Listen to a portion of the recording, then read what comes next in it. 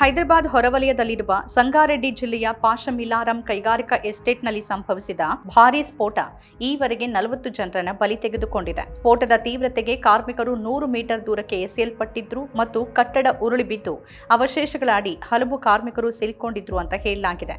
ಕಾರ್ಮಿಕರು ಕೆಲಸದಲ್ಲಿ ನಿರತರಾಗಿದ್ದಾಗಲೇ ಭಾರೀ ಸ್ಫೋಟ ಸಂಭವಿಸಿದೆ. ಸ್ಪ್ರೇ ಡ್ರೈಯರ್ ಯಂತ್ರವನ್ನ ವರ್ಷಗಳಿಂದ ಸ್ವಚ್ಛಗೊಳಿಸಲಾಗಿಲ್ಲ ಅಂತ ವರದಿಯಾಗಿದೆ. ಒತ್ತಡದಿಂದಾಗಿ ಅದು ಸಿಡಿತು ಅಂತ ಹೇಳಲಾಗ್ತಿದೆ. ಬೆಳಿಗ್ಗೆ ತಮ್ಮ ಮಕ್ಕಳನ್ನ ಶಾಲೆಗೆ ಕಳಿಸಿದ ನಂತರ ಅಥವಾ ಊಟಕ್ಕೆ ಕಾಯ್ತಿದ್ದ 40 ಕಾರ್ಮಿಕರು ಕಣ್ಣು ಮಿಟುಕಿಸುವಷ್ಟರಲ್ಲಿ ಬೂದಿಯಾಗಿದ್ದಾರೆ. ಆದರೆ ಕಾರ್ಮಿಕರ ದಹನದ ಬಗ್ಗೆ ಯಾವುದೇ ಚರ್ಚೆ ನಡೆದಿಲ್ಲ, ಯಾರೂ ಅದರ ಬಗ್ಗೆ ಪ್ರಸ್ತಾಪಿಸ್ತಿಲ್ಲ ಅಂತ ಹೇಳಲಾಗ್ತಿದೆ. ಸಂಗಾರೆಡ್ಡಿಯಲ್ಲಿ ನಡೆದಿದ್ದೇ ಮೊದಲ ದುರಂತವೇನೂ ಅಲ್ಲ. ಕಳೆದ 10 ವರ್ಷಗಳಲ್ಲಿ ಭಾರತದಲ್ಲಿ 269ಕ್ಕೂ ಹೆಚ್ಚು ಪ್ರಮುಖ ಕೈಗಾರಿಕಾ ಅಪಘಾತಗಳು ಸಂಭವಿಸಿವೆ. ರಾಸಾಯನಿಕ ಕಾರ್ಖಾನೆಗಳು, ಕಲ್ಲಿದ್ದಲು ಗಣಿಗಳಲ್ಲಿ, ನಿರ್ಮಾಣ ಸ್ಥಳಗಳಲ್ಲಿ ಸಾವಿರಾರು ಕಾರ್ಮಿಕರು ಸಾವನ್ನಪ್ಪಿದ್ದಾರೆ. ಲಕ್ಷಾಂತರ ಜನ ತಮ್ಮ ಕೈಕಾಲುಗಳು ಮತ್ತು ಕಣ್ಣುಗಳನ್ನು ಕಳ್ಕೊಂಡಿದ್ದಾರೆ. 2018ರಿಂದ 2022ರ ಅವಧಿಯಲ್ಲೇ 5336 ಜನ ಕಾರ್ಖಾನೆಗಳ ಒಳಗೆ ಸಾವನ್ನಪ್ಪಿದ್ದಾರೆ ಅಂತ ಸರ್ಕಾರಿ ಅಂಕಿಅಂಶಗಳು ಹೇಳುತ್ತೆ. ಸರ್ಕಾರಿ ಅಂಕಿಅಂಶಗಳೇ ಇಷ್ಟನ್ನ ಹೇಳ್ತಿವೆ ಅಂತಾದ್ರೆ ಸತ್ತವರ ಸಂಖ್ಯೆ ಇನ್ನೂ ಹೆಚ್ಚಿರುತ್ತೆ ಅನ್ನೋದನ್ನ ಊಹೆ ಮಾಡ್ಬೋದು. ಅಷ್ಟಕ್ಕೂ ಇವು ದೊಡ್ಡ ನೋಂದಾಯಿತ ಕಾರ್ಖಾನೆಗಳ ಅಂಕಿಅಂಶಗಳು ಮಾತ್ರ. ಭಾರತದಲ್ಲಿ 90% ಕಾರ್ಮಿಕರು ಸಣ್ಣ ಹೆಸರೇ ಇಲ್ಲದ ಕಾರ್ಖಾನೆಗಳಲ್ಲಿ ಕೆಲಸ ಮಾಡ್ತಾರೆ. ಅಲ್ಲಿ ಒಳ್ಳೆ ಸಂಬಳ ಇರೋದಿಲ್ಲ, ಕೆಲಸದ ಪರಿಸ್ಥಿತಿ ಉತ್ತಮವಾಗಿರೋದಿಲ್ಲ, ಸುರಕ್ಷತೆಗೆ ಯಾವುದೇ ವ್ಯವಸ್ಥೆ ಇರೋದಿಲ್ಲ. ಭಾರತದಲ್ಲಿ ಕಾರ್ಖಾನೆ ಕಾರ್ಮಿಕರ ಪರಿಸ್ಥಿತಿ ಅತ್ಯಂತ ಕೆಟ್ಟದಾಗಿದೆ ಅಂತ ಅಂತಾರಾಷ್ಟ್ರೀಯ ಕಾರ್ಮಿಕ ಸಂಸ್ಥೆ ಹೇಳುತ್ತೆ. ಪ್ರತಿ 1 ಲಕ್ಷ ಕಾರ್ಮಿಕರಲ್ಲಿ 117 ಜನ ಸಾಯ್ತಾರೆ. ಭಾರತದ ರಾಸಾಯನಿಕ ಉದ್ಯಮವನ್ನು ನಿಯಂತ್ರಿಸಲು 15 ಕಾನೂನುಗಳಿವೆ, 19 ನಿಯಮಗಳಿವೆ, ಅನೇಕ ಸುರಕ್ಷತಾ ಮಾರ್ಗಸೂಚಿಗಳಿವೆ. ಆದರೆ ವಾಸ್ತವ ಏನು ಅಂತಂದ್ರೆ ಇವೆಲ್ಲವೂ ಕಾಗದದ ಮೇಲೆ ಮಾತ್ರ ಇವೆ. ದುರಂತಗಳು ನಡೆದಾಗಲೆಲ್ಲ ತನಿಖೆ ನಡೆಯುತ್ತೆ ಅಂತ ಹೇಳಲಾಗುತ್ತೆ. ಆದರೆ ಕೆಲ ಸಮಯದ ಬಳಿಕ ಜನರೇ ಅದನ್ನು ಮರೆತು ಬಿಟ್ಟಿರ್ತಾರೆ. ಲಾಭ ಮಾಡ್ಕೊಳ್ಳೋರು ಮಾಡ್ಕೊಳ್ತಾರೆ. ಅಷ್ಟೋ ಇಷ್ಟೋ ಹಣ ಪರಿಹಾರ ಅಂತ ಬರುತ್ತೆ. ಪ್ರಾಮಾಣಿಕವಾಗಿ ಹೇಳಬೇಕು ಅಂದರೆ ಕಾರ್ಖಾನೆ ಮಾಲೀಕರಿಗೆ ಕಾರ್ಮಿಕರ ಜೀವನ ಅಂದರೆ ಲೆಕ್ಕಕ್ಕಿಲ್ಲ. ಒಬ್ಬ ಕೆಲಸಗಾರ ಸಾಯ್ತಾನೆ, ಮತ್ತೊಬ್ಬ ಸಿದ್ಧವಾಗಿರ್ತಾನೆ ಅನ್ನೋ ಸ್ಥಿತಿ ಇದೆ. ವ್ಯವಸ್ಥೆನೇ ಹೃದಯಹೀನವಾಗಿದೆ. ಈ ಪ್ರವೃತ್ತಿ ವರ್ಷಗಳಿಂದ ನಡೀತಿದೆ, ಇನ್ನೂ ಮುಂದುವರೆದಿದೆ.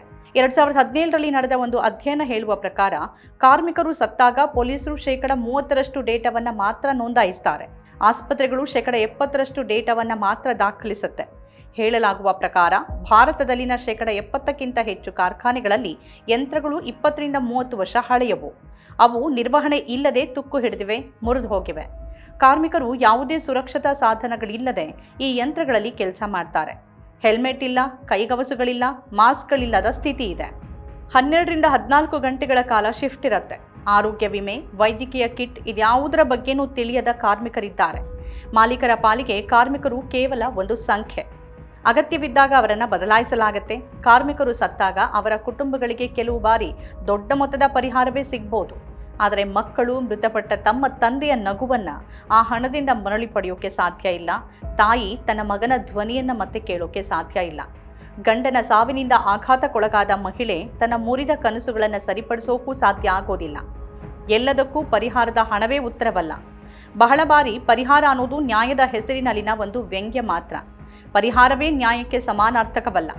ಅಂತಿಮವಾಗಿ ಅದೊಂದು ಬಗೆಯ ಲಂಚ ಮಾತ್ರ. ಇದು ಅಭಿವೃದ್ಧಿ ಹೊಂದಿದ ಭಾರತದ ಕರಾಳ ಸತ್ಯ. ನಾವು 4 ಟ್ರಿಲಿಯನ್ ಆರ್ಥಿಕತೆಯ ಬಗ್ಗೆ ಮಾತನಾಡ್ತಿದ್ದೇವೆ. ಎಷ್ಟೋ ನಾಯಕರು Z+ ಭದ್ರತೆಯಲ್ಲಿ ಓಡಾಡ್ತಾರೆ. ಆದರೆ ಈ ದೇಶದಲ್ಲಿ ಕಾರ್ಮಿಕರಿಗೆ ಸುರಕ್ಷತಾ ಕಿಟ್ಗಳೂ ಇಲ್ಲ, ಅವರ ಬಳಿ ಹೆಲ್ಮೆಟ್ಗಳೂ ಇಲ್ಲ. ಈ ದೇಶದ ಅಡಿಪಾಯವಾಗಿರುವ ಕಾರ್ಮಿಕರ ಧ್ವನಿಯನ್ನು ನಾವು ಕೇಳೋಕೆ ಸಾಧ್ಯ ಇಲ್ಲ. ಅವರ ಧ್ವನಿ ಷೇರು ಮಾರುಕಟ್ಟೆಯ ಗ್ರಾಫ್ನಲ್ಲಿ ಕಾಣೋದಿಲ್ಲ. ಅವರ ಸಾವನ್ನ GDP ಅಂಕಿಅಂಶಗಳಲ್ಲಿ ಎಣಿಸಲಾಗೋದಿಲ್ಲ. ಪ್ರತಿಯೊಂದು ಕಾರ್ಖಾನೆಯಲ್ಲೂ ಸುರಕ್ಷತಾ ಆಡಿಟ್ ಆಗುವುದನ್ನು ಖಚಿತಪಡಿಸಿಕೊಳ್ಬೇಕು. ಪ್ರತಿಯೊಂದು ಕಾರ್ಖಾನೆಯಲ್ಲೂ ನಿಯಮಿತವಾಗಿ ಪಾರದರ್ಶಕ ಲೆಕ್ಕ ಪರಿಶೋಧಕಗಳು ನಡೀಬೇಕು. ಲಂಚವನ್ನು ನಿಲ್ಲಿಸಬೇಕು. ಕಾರ್ಮಿಕ ಸಂಘಗಳು ತಮ್ಮ ಶಕ್ತಿಯನ್ನು ಬಳಸಬೇಕು.